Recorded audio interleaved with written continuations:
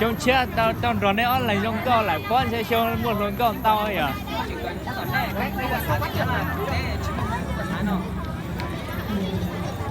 Ok.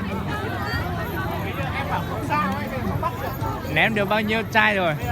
Ném được bao nhiêu chai rồi? Chưa ném luôn á?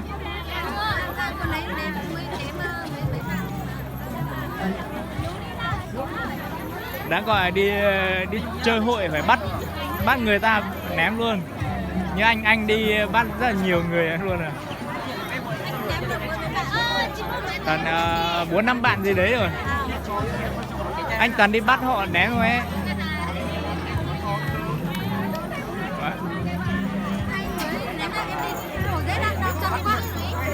Ok. Ném lúc nào mà chán thì bảo anh nhá.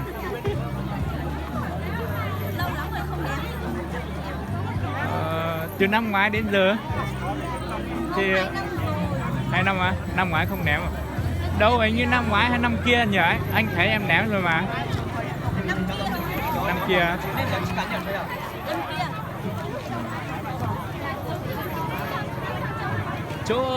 Chỗ em thì không ném à? Nếu mà về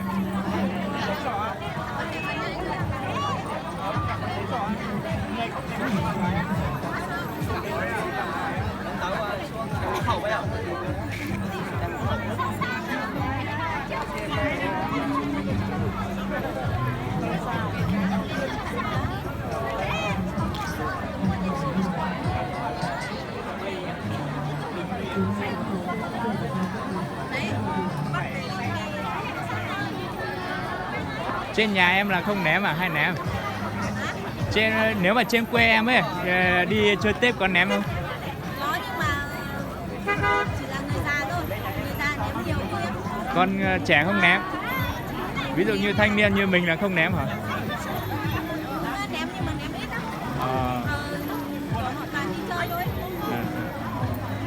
Trên chỗ anh thì bọn anh toàn đi bắt gái ném, hoặc là gái kiểu ai mà thích mình ấy thì gọi mình đi ném.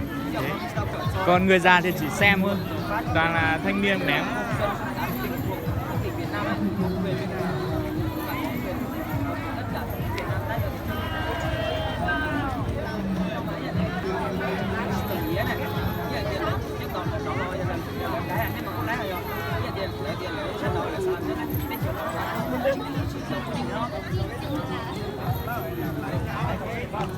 Bạn đang đợi em hả? Hai bạn đằng sau đang đợi em hả?